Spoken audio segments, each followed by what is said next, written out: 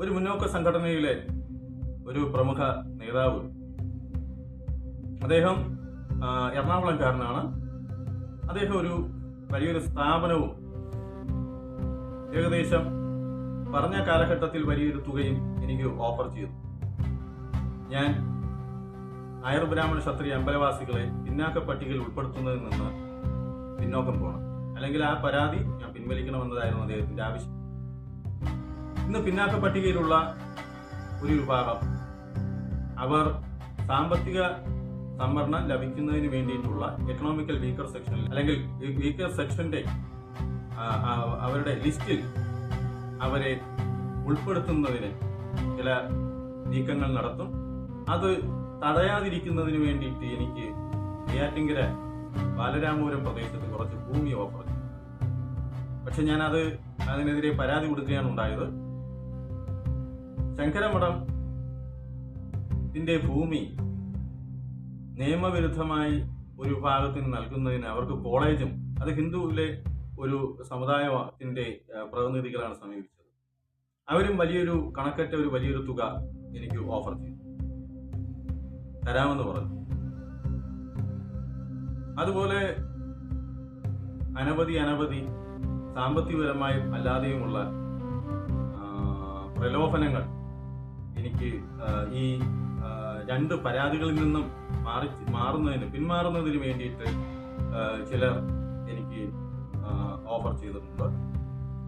അതുപോലെ തന്നെ കന്യാകുമാരി ജില്ലയിലെ ഒരു ക്രിസ്ത്യൻ സഭയുടെ പ്രതിനിധിയായി വന്നത് ഒരു നായർ സമുദായ ഉദ്യോഗസ്ഥനായിരുന്നു.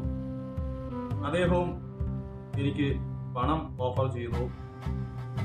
ഭൂമികളിൽ, ശങ്കരമഠവുമായി ബന്ധപ്പെട്ട ഭൂമികളെ സംബന്ധിച്ചുള്ള എൻ്റെ നിലപാട് നിന്നും പിന്മാറുന്നതിന്.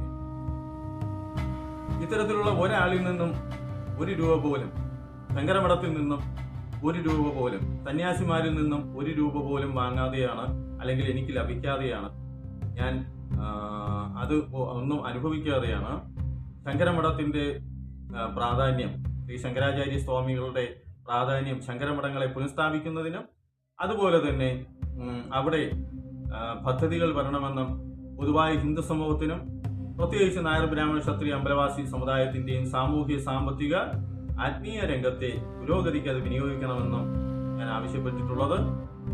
അതുപോലെ തന്നെ നായർ ബ്രാഹ്മണ ക്ഷത്രിയ അമ്പലവാസികൾക്ക് സംവരണം വേണമെന്നുള്ള കാര്യത്തിലും അവരുടെ പുരോഗതിക്ക് സംവരണം വേണം.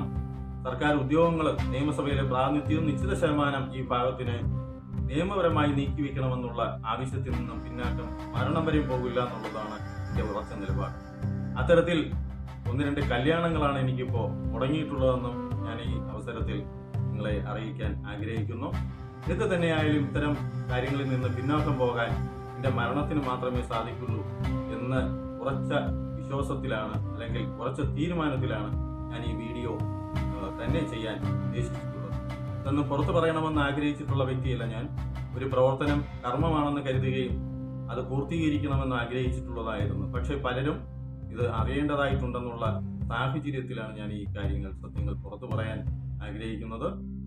ആഗ്രഹിച്ചിട്ടുള്ളത്. നന്ദി, നമസ്തേ. രാജേഷ് ആർ നായർ, തിരുവനന്തപുരം.